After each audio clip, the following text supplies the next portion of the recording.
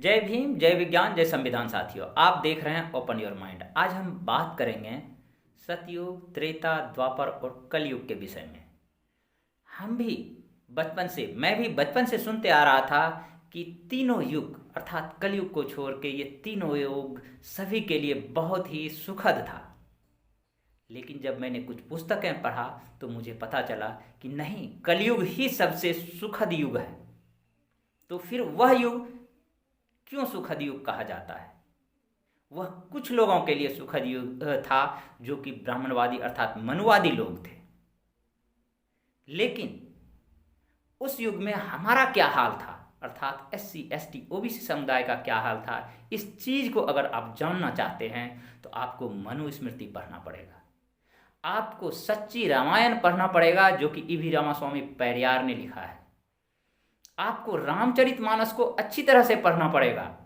उन श्लोकों को पढ़ना पड़ेगा जिसमें SC ST OBC समुदाय के लिए किस तरह के शब्द का प्रयोग किया गया है।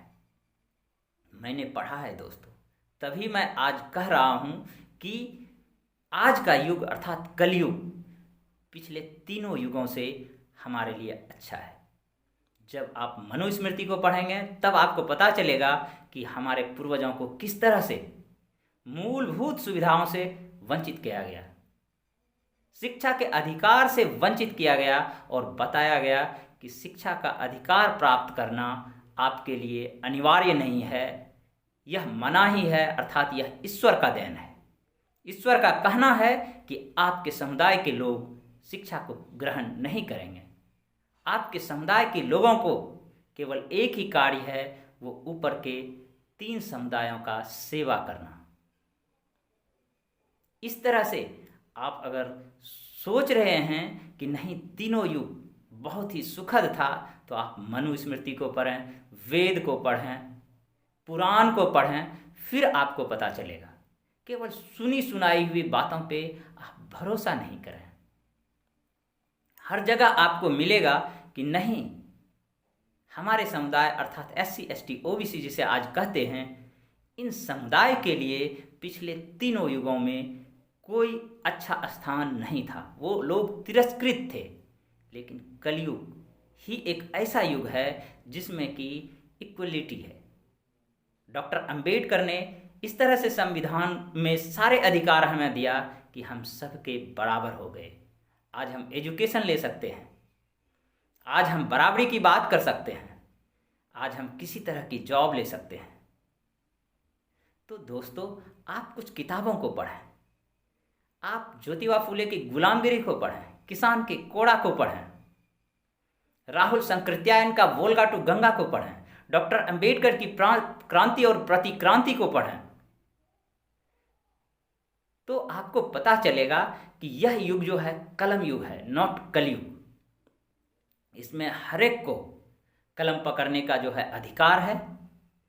तो आप फिर पता चलेगा कि आपको यही युग सबसे अच्छा लगेगा। लेकिन वह युग फिर स्वर्ण युग क्यों कहा जाता है, सुखद युग क्यों कहा जाता है? वह कुछ समुदायों के लिए था, केवल मनुवादियों और ब्राह्मणवादियों के लिए। उन्होंने सारे अधिकार अपने पास रख लिए थे और उन्होंने यह घोषणा की, ये सारे अधिकार ईश्वर द्वारा हमें दिया गया है और आप जो हैं केवल तिरस्कृत होने का अधिकार आपको ईश्वर ने दिया है। तो इसे भाग्य समझ करके आप स्वीकार करें। और हमारे पूर्वज स्वीकार करते थे। लेकिन धीरे धीरे अंग्रेजों का आगमन हुआ, समय में बदलाव आया और इसे कलयुग कहा जाने लगा, क्योंकि मनुवादी और ब्राह्मणवादी लोग को दिखाई देने लगा था कि इस युग में अब अंग्रेज जो हैं सभी को शिक्षा का अधिकार इक्वलिटी के लिए लाने के लिए कोशिश करने लगा। अंग्रेजों ने स्कूल हर जगह खोले और उन्होंने इस तरह से रूल बनाया कि सभी लोग शिक्षा को ग्रहण कर सकते हैं, चाहे वो किसी भी वर्ग के लोग हों। फिर जो है धीरे धीरे कलम जो है SC ST OBC समुदायों के हाथ में आने लगा और कलम में बहुत ही ताकत होती है दोस्तों। अंग्रेजों ने बहुत सारे जो असंवैधानिक कार्य थे उनको भी रोक लगाया। उन्होंने हमें एक जुडिशियल सिस्टम दिया, एक न्याय प्रणाली दिया। उन्होंने बहुत ही, जैसे सती प्रथा के ऊपर रोक लगाया, दास प्रथा के ऊपर रोक लगाया, देवदासी प्रथा के ऊपर रोक लगाया। तो इन सारे चीज़ों के आने के बाद ब्राह्मणों को लगा कि नहीं, ये कलयुग तो हमारा अधिकार जो है खत्म कर देगा। इसीलिए उन्होंने कलयुग को जो है बहुत ही दुखदायी युग बताने लगा। लेकिन वास्तविकता में देखा जाए तो कलयुग जो है हमारे लिए बहुत ही सुखद युग है, और हमें इसकी लंबी युग को रहने की कामना करनी चाहिए, और हम विकसित होएंगे।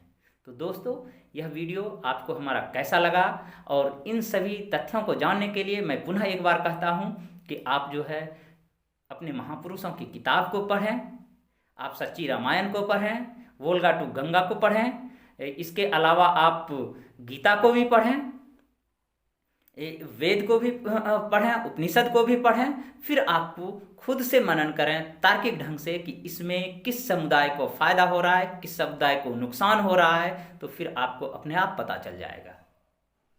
और ये जानना आपकी जिम्मेवारी है। जब आप जानेंगे तब आने वाली पीढ़ी को आप बता सकते हैं। अगर आप खुद अंधेरे में रहेंगे तो आने वाली पीढ़ी को आप कैसे बता सकते हैं। तो दोस्तों, आज के लिए बस इतना ही। आपको यह वीडियो कैसा लगा हमारे कमेंट बॉक्स में लिखें, लाइक एंड सब्सक्राइब करें। धन्यवाद।